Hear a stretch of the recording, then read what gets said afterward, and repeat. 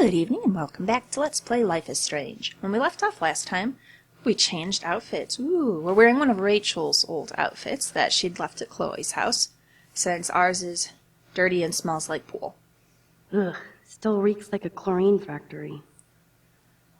So Check Chloe you out, says, Max. Ready for the runway. Go downstairs and show Joyce. She'll love it. she says, head down to breakfast, which I am a little nervous. I don't know how Joyce is going to feel about me being here, but let's just... I don't think I'll be moshing today. Okay, so this is just the same. You never know if something's going to be a little bit different after, you know, a little scene like where she changed the clothes. Like if there'll be something now I can look at that I couldn't before. Wow, sir. That was my 10th birthday. I didn't know Chloe kept this stuff. Wow, that was Chloe before... Well, she'd have been 10 in the picture, but her hair is so different there.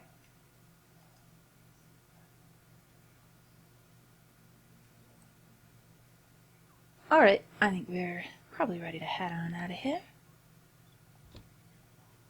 Oh my god, that smells so amazing. It's like when we were kids here. Okay, and Kate has something to say. Let's see. Thanks again for helping me. What's here next? Okay, Kate, I'm on your side. Already in trouble. Thanks for talking. Okay. On the 9th. Max, thank you from my heart for reaching out to me on the roof. You're the only one who was there for me at school, the only one who truly cared. I have to believe you were sent to give me hope. You did so much more than that. My father is grateful as well. You'll always be in our prayers. Love and blessings, your friend Kate. Hey, Kate, I'm so glad you're okay. I will visit you as soon as I can, promise. And we do need to keep up on that. But she really needs to know that there's people standing by her.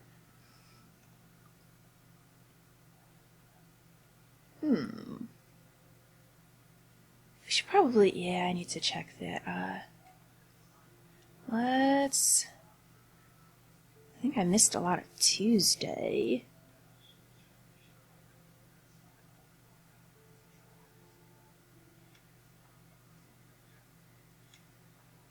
Yeah.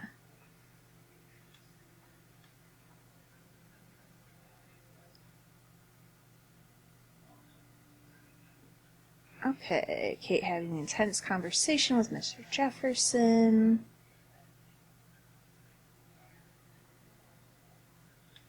Alright. Yeah, I think this is where it left off. Kate Marsh almost killed herself. My hands are still shaking, but I have to write this down while I can. Right at the start of Jefferson's class, Kate went to the roof of the girls' dorm to jump. Every student and teacher was watching her like it was a Blackwell rooftop concert. This does sound familiar. I saw her actually jump, but I was just about able to use my rewind to get her back on the roof. I tried harder than I ever did, and somehow I stopped time completely. I made it to the roof, but again my head felt like it was going to blow up. I knew that I couldn't just keep rewinding to save Kate. I had to try and talk her down on my own. She was already in so much pain over the video and all the bullying, so she wasn't going to buy everything I tried to tell her. You see movies with people trying to talk somebody out of suicide, but it's very different when I'm the one doing the talking. I covered everything I could, and Kate almost jumped anyway.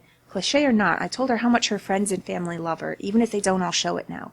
Lo and behold, Kate stepped back from the ledge, alive. I almost cried in her arms. I know this isn't about me, though I have to admit it was an amazing feeling to walk arm in arm with Kate from the roof to outside the dorm. Like I said, the whole school and police were watching us almost completely silent. Then I heard what sounded like Logan yelling out, "Give it up for Max," and everybody started to clap and cheer. Talk about surreal. The people who ignored me or treated me like crap suddenly crushing on me. That might be the strangest thing that's happened to me this insane week. And that made me wonder if Victoria was watching and how she felt about all this. I almost wanted to find her, just to get in her smug face for enabling Kate's suicide attempt, which Victoria really did. I mean, she probably didn't mean for Kate to try to kill herself, but that's the big takeaway from all this. For all of the students who were bullying Kate, whether you mean to drive it to that extreme or not, it's a possibility. There's consequences when you treat people badly. Such cruel bullshit. Though, to be fair, Victoria wasn't the only one that was responsible. Nathan Prescott seems to have disappeared, which was probably a good thing. And after all that, I still had to walk to the police and give a statement. Felt so weird to do since I've seen it pretty much every police procedural show. I had to lie my ass off when he questioned me about the other students, because I just don't think the police are ever going to find out what happened. Yes, this looks like a job for Supermax. Well, I have a little more faith in the police than that. I think you could give them some info. I mean, it's their job to suss out these things. Right. Though, of course, I do love it when Chloe calls me that. even if I don't feel that everyday heroic for helping Kate down. Maybe it's wrong for me to think I have to feel anything but grateful that Kate didn't jump. You don't have to feel heroic, Max. You are. You were in the right place at the right time and you saved someone's life. But probably the most important thing to feel is grateful that she didn't jump. What was really odd was when all the students and faculty staff surrounded me and Kate and started patting our backs and shoulders, like we were heroes. I wasn't sure how to respond, considering Kate almost threw herself off the roof because of everybody at school. But like I said, I can't blame everybody, and I still don't really know where to point all my fingers. The very best thing was that even though Kate was still in tears and confused, I definitely saw her smile once she realized how happy everybody was that she was alive. I smiled too. The police and paramedics swooped in, and then Kate was covered in a blanket and gently escorted to the ambulance. They didn't thank me or look at me like I was a hero. I guess they're used to saving people without applause. Well, that's a good point. Those are everyday heroes. They're saving people all the time. But if I'm super honest, it felt pretty cool. Like I got a hug from the whole school. So maybe Blackwell Academy isn't totally bad. It's not enough that Kate is alive, and though I'm not enough of an egomaniac to take the credit, I still had to get the Blackwell third degree from Principal Wells. It was bizarre to be in his tacky office with Nathan Prescott, David Madsen, and Mr. Jefferson calmly talking about why Kate would attempt suicide. I was quiet but giddy inside, just replaying in my head the moment when Kate stepped toward me with a glimmer of hope in her eyes. Part of me wanted to smash Nathan's smug face against the desk, knowing he had a lot to do with Kate's suicide attempt. I thought about doing it, then flipping a quick rewind, but I knew that would be the start of a bad, dangerous habit. That's right, good call, Max. Fortunately, Principal Wells amazingly did the right thing and booted Nathan for a few days after I told him what happened in the bathroom. He must have more shit on Nathan, because otherwise I doubt this would happen to a Prescott. That's some small justice for Kate. There'll be more if it's the last thing I do, which it could be if I'm not careful. After being grilled in the principal's den, I hung out with Warren on the lawn so I could feel grass under my feet and watch the fluffy clouds. He's such a sweetheart. He kept telling me how proud he was that I stopped Kate from jumping. I don't believe that I did, but I have to say it's better to be treated like a hero at school than like a twee loser. Still, I told Warren that something ominous is happening at Blackwell Academy. Rachel Amber, Chloe, and now Kate have all been victims, not to mention me if I keep playing amateur detective. Wish I could have let Warren know about my power, but it's not the right time, as if anything is the right time anymore. And to make the day end on the most surreal note possible, the sky went dark and we watched a solar eclipse that was not announced on the news or any astronomy site. What is happening to Arcadia Bay? Hello, now we are on October 9th. Dear Diary. Where are we at? Yeah, this is the next one, right? Whatever. I have the power to rewind time, and I ended up on a rooftop trying to stop my friend from jumping off while trying to prevent the possible destruction of my hometown. I fell asleep at my desk and woke up reaching out to rewind, or grab Kate. I remember when my journal entries were about which anime character I wanted to be, or my dreams of being a respected globe-hopping photographer, or what me and Chloe would be doing when we were finally adults. At least we know how that turned out so far. Chloe is determined to get to the bottom of what's going on, so I've been playing What Would Chloe Do?, which means blowing off my Blackwell homework to research everything I can find on Kate Marsh, Rachel Amber, and the esteemed Prescotts. It would be too easy-peasy if they were all connected, but at this point, I think the whole town of Arcadia Bay is connected to this crazy shit. I can already see the story on the National Geographic Channel. Mystic, scientific, or apocalyptic. The Arcadia Bay Tornado. Shudder. Speaking of fear, I still think about Kate and the sadness in her eyes on that roof. I'm so grateful she's alive. I love seeing the students at Blackwell show their support for her with gifts and flowers. Finally. At least I feel better now that Nathan is suspended. It's good he's off campus for a few days. I hope. Unlike I give a shit if the Prescott family sends a team of lawyers after me. Please. I doubt they would like all the publicity. I doubt their tentacles reach into the rest of Oregon. Not yet, anyway. Leave it to Chloe to make me sneak out past curfew and demand I meet her in front of the main building in the dead of night. I knew Chloe would be all over investigating the campus after what happened to Kate here. This just makes Chloe more desperate to find out what happened to Rachel, if anything. I think we can be fairly confident that something happened. It seems highly unlikely that she just up and ran away without contacting anybody. It's funny that even though I can just rewind myself out of trouble, I'm in more trouble now than ever before in my life. If this was a Twilight Zone story, I'd be getting set up for some serious irony. I'm going to rewind myself out of existence or something. Can I honestly say I'll have this ability for the rest of my life? Are the tornado, the snow, and that eclipse just hallucinations, or are they genuine prophecy? More importantly, is this a curse or blessing? Chloe is alive and by my side, and that has to be a miracle, which means there must be a way to stop my vision from coming true, right? So yes, I broke curfew to hook up with Chloe. She said she had something to show me. Looks like it's time for some serious detective work. Enter the Blackwell Ninjas. As I stealthily made my way out of the hall, I passed by Kate's door and saw all the nice messages from other students. Too bad most of Blackwell didn't care when they passed around the video and bullied her to that roof. Everybody always cares when it's too late. At least Kate will see that people are on her side, finally. I hope I can visit her when all this blows over. Maybe that's not a good choice of words. Damn, that was too close. I was doing so well until I got outside, and of course it was Principal Wells of all people blocking the way. The one person I least wanted to see. I wasn't a ninja enough for him, so yeah, he busted me out. But I finally got to see that the gossip was true for a change.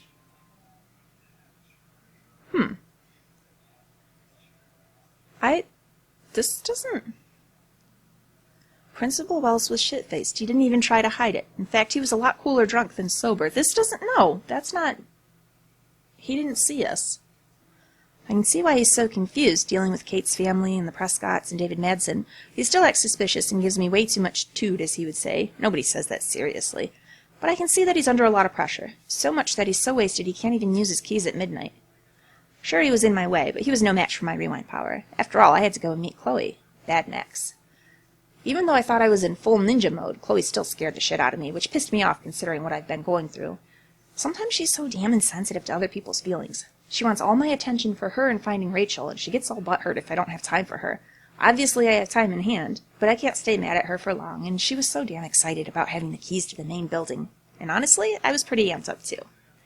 Even more so when we went to the front of the building and spied on Victoria talking smack about me. Shocked. And worse, actually trying to blackmail Mr. Jefferson to pick her photo for the Everyday Heroes contest. She is freaking unreal. I give Mr. Jefferson major respect for telling her to get lost, even though she deserved to be expelled for pulling that crap. I think you're too generous with him, Max. Why was he talking to Victoria in the middle of the night in the first place? I don't...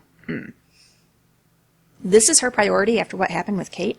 I just don't understand Victoria, no matter how I try. She's already rich, pretty, and a good photographer. Why try so hard and hurt so many to manipulate everything already in your favor? I just hope that's not what I'm doing with my rewind power. Yes, there's something incredibly awesome about breaking into your own school at the witching hour, although Chloe was technically right. How can we break in with a key? Never mind that it was a stolen key from the school's head of security. Anyway, the Blackwell ninjas strike again. So cool to stalk the halls when it's dark and quiet. Even with so many terrible things happening all around us, it felt like Chloe and I were walking towards the center of a great cosmic mystery, something bigger than any of us. But we kinda suck as master spies since we didn't have a key for the principal's office. No worries with my rewind power at hand, and of course Dr. Warren Graham. He came through with a bitchin' mini-bomb made of sodium what-the-fuck-ever. I probably learned more putting those ingredients together than the entire semester so far. Sorry, Ms. Grant. Warren is the star student here. He tries so hard to help. Maybe too much, but what's wrong with that these days? I'm so grateful he's on my team. Talk about being in the Sanctus Sanctorum, thanks Latin classes I barely passed, of Blackwell. I did feel freaking weird about being in the principal's office after midnight, going through his files and laptop with Chloe. She was way too into it. Technically, we could be arrested and thrown in jail. Yikes. I just pretended that we were on a very special episode of The Wizards of Waverly Place. You know, just a couple of wacky Sherlocks investigating the school for a good cause. Yeah, that helped. What is that picture on the right? Those are some short shorts that guy's got on. While we didn't find the proof, we found Nathan's file had a weird drawing in it that just said Rachel in the dark room over and over. So that's a major clue that Nathan is involved in this somehow. Or he's just insane, or both. But his note also referenced David M., which means that we absolutely have to find a way into David's secret bunker files. For a good cause. But Chloe just can't help herself, and she actually wanted to take $5,000 in cash marked handicapped fun. 'Cause that's gotta be legit, am I right? I can't think of a faster route to Carmahel, but it would have paid off Chloe's debt to Frank. I stopped her, but it kind of bothers me that Chloe can be so selfish like that. I'm not going to let anything happen to her, but I can't just let her do anything she wants. Mad Max? More like Mommy Max. Despite all the usual breaking in and blowing up office hijinks, Chloe decided we needed more than anything was to take a night swim in the Otter's Lair. I was so giddy and rebellious that I was like, oh yes, we shall swim. We didn't completely skinny dip, but close enough to get in big trouble no matter what. I don't know why we were so careless after being so careful. I love that Chloe brings out the just don't give a fuck side of me, even if that hasn't always served her well. She deserved a moment of not giving a shit. Me too. Just two friends goofing around in the pool. I fear those youthful shenanigans might soon be a thing of our past. God, I'm starting to sound like one of the teachers at Blackwell.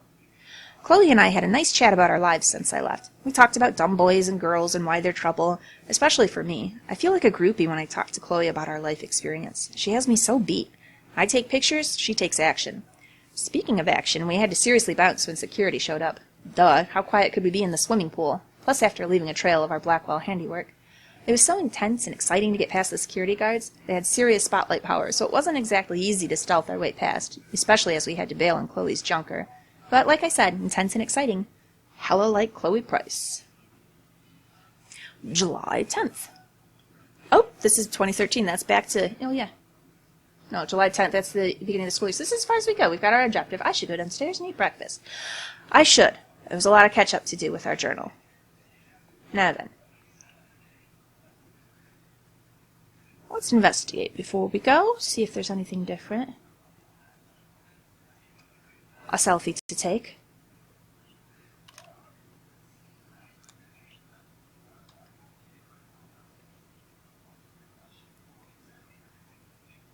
Check out Mad Max. Ready to fucking thrash. I'm so hardcore. Oh, Max, you're silly. You know, I haven't gone through a dyeing my hair blue phase yet.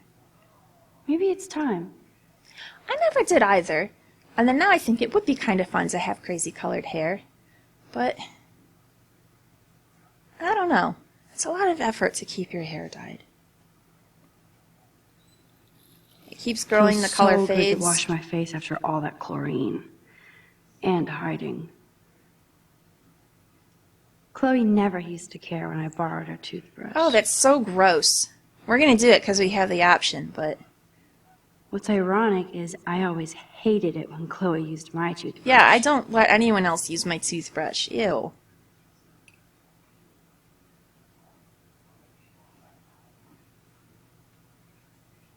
Chloe has had this damn dirty pirate towel since we were kids. Serious flashback. What is this bird doing in here? No way. That's the bluebird I saved Monday in Joyce's room. It's still in the house? What are you doing in here, you weirdo? Go outside.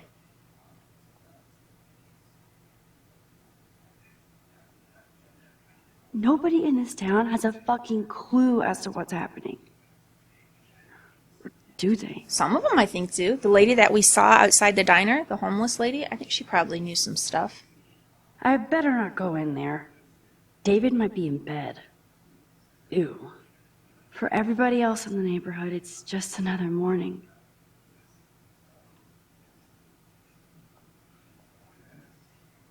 Alright. Downstairs we go. See what Joyce says.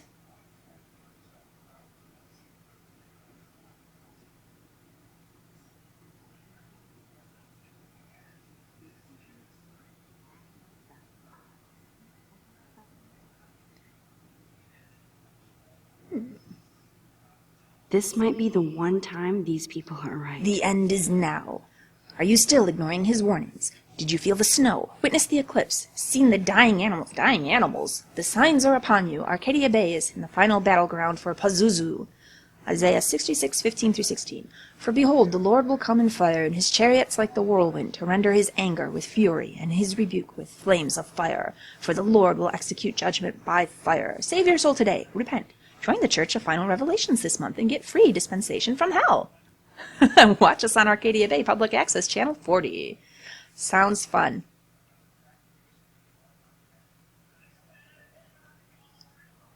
Alright, what else have we got here? Some photos that I think we already looked at. Yeah. Nothing new. There's Joyce, so we don't want to get to her just yet. Looks like a message. Well, this isn't really subtle, but let's play it. David, this is Officer Korn. Just want to let you know your stepdaughter's car was identified near the Blackwell campus last night, around the time of the break-ins. What? Give me a call soon. Are you in trouble again, Chloe? Don't you sleep? I could erase it, and that would probably help out Chloe and Max. But it doesn't. It seems like it would be limited help. Because David has connections with the police officers anyhow, so he'll run into them and they'll say something, or if a police officer eating at the cafe will say something to Joyce, like they're going to learn about it anyhow. So let's just leave it.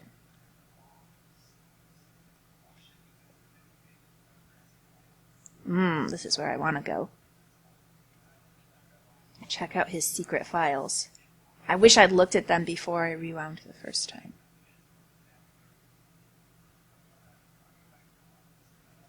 Who drinks beer this early around here? That's, yeah, a good question.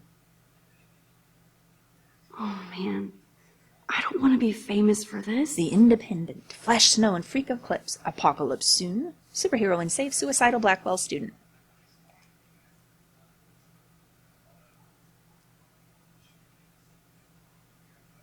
I keep expecting to see the sky turn red. Let's leave it open, and maybe that bluebird will make its way out. Wowzer. Chloe still eats the same cereal. So do I. Well, some of the same cereals are still good. Cinnamon Toast Crunch. Oh, yeah. That's my cereal of choice. I love that they still have the same refrigerator. Well, morning, Joyce. Joyce looks so different in her street clothes. Good morning, Joyce. Rachel. I mean, Max. Oh, you startled me. Well, you fit those clothes well. Thank God you're not a hellraiser like her or Chloe. Now tell me exactly what you want to chow on. What are the options? Eggs and bacon. Yeah. Pancakes are good, but eggs and bacon. Eggs and bacon all the way. Remember when you guys would sleep in until I yelled out, wakey, wakey, eggs and bakey? Totally. We'd wake up so fast. So this time you can help me with the ingredients. All right, fair I enough. need you to grab me the actual eggs and the bacon. I can handle eggs and bacon. Well, especially if she's willing to cook it for me. I mean, come on. In we go. I should evolve and become a vegan. No, you shouldn't. Bacon. Bacon.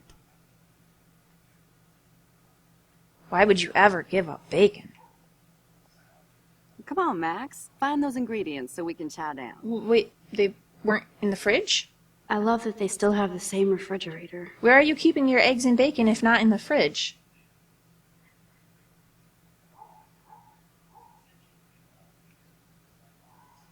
Okay, oh no, I have the bacon. Where did she? Both of those are things that should be in the fridge. Where else would you have them? I'm kind of flummoxed. I don't really know where to start looking because it doesn't make sense to me that they weren't both there.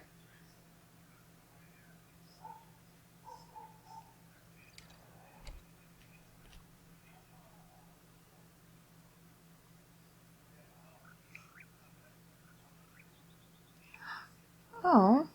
Oh, dead bird. Poor thing.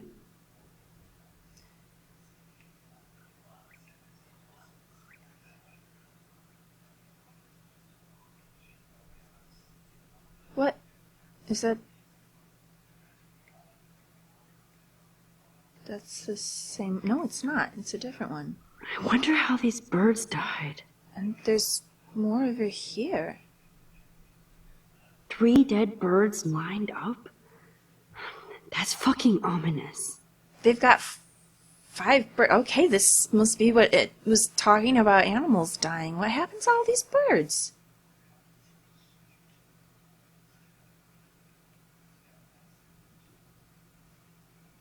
Oh, we can sit a minute and see what she's got to say.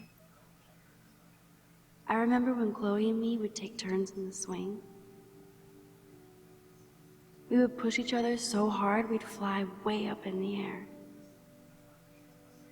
Chloe always wanted to swing all the way around. I used to too when I was a kid. I didn't realize that it would probably just end up hurting you really bad. And would jump off before I flew off.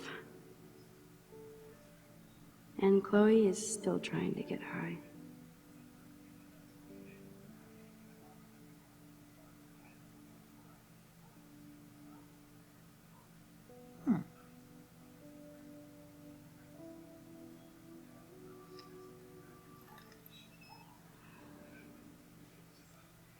Alright, let's go in the garage, if it lets us.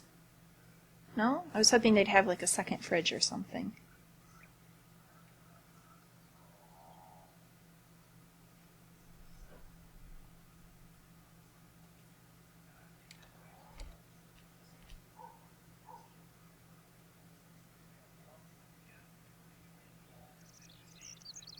Oh, jeez. Can you help me get this bird out of here? Sure.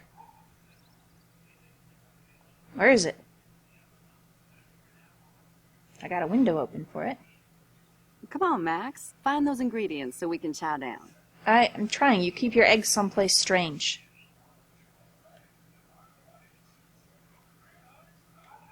Why would you leave a bag of groceries with things that need to be refrigerated just hanging out by the front door? It's a very strange thing to do. The eggs always come first, as Joyce used to say. Really, we should take this whole bag to her. Like, put your stuff away. Jeez Louise. All right. Breakfast, please. Thanks. After all these years and everything that's happened, it's great to see you and Chloe together again. She hasn't had a good friend since you or Rachel. Oh, those clothes remind me so much of her. Such a sweet girl. What do you know about Rachel? I'm just hoping she's living large in L.A. I'd love to think that too, Joyce, but I don't. I have We're on the doubts. same page, Max. I keep hoping that Rachel will show up or even send a message to Chloe from Hollywood. Or wherever she is. Is Rachel mad at Chloe? I mean, I'm curious, but I don't think we have a reason to think she was. I guess that's to check to see if there's a reason she would have gone and not let Chloe know, but I don't think so. Let's ask about Rachel in trouble. I hate to even think this, much less say it out loud, but I think Rachel is in serious trouble. I know. I watch those awful true crime shows, and it makes me ill if I think about Rachel ending up on one. So I don't think too much. I see why Chloe is so obsessed with finding her. Max Caulfield, are you actually jealous of Rachel? Yeah. Be honest. She is. Maybe. Rachel was so much cooler than Max, me. you gotta let go of the You insecurities. think? Then why has Chloe been telling me she wishes she could be more like you over the past 5 years? Doubt it. Did she really? 5 years ago feels like 1,000 now. And that makes me what, a century old? You're only 18, Max. Oh, youth. If only I could go back. It's not all that, Joyce. I wouldn't really want to go back. Voila, a breakfast fit for us queens. And a king. Go sit at the table. Are we going to eat breakfast with David? That could be strange. Oh, and there's the autosave. I'm going to go ahead and wind the episode down here. Please like and subscribe if you've enjoyed this. Come back next time. We'll have us some breakfast. I do also want to just clarify a bit what I mean. There wasn't a problem with my youth, but like every age has its ups and downs, but I don't see the point in like wishing you could be young again or wishing you could be like a different age or whatever. Just be the age you are. Enjoy each of the steps in life. Anyhow. See you next time.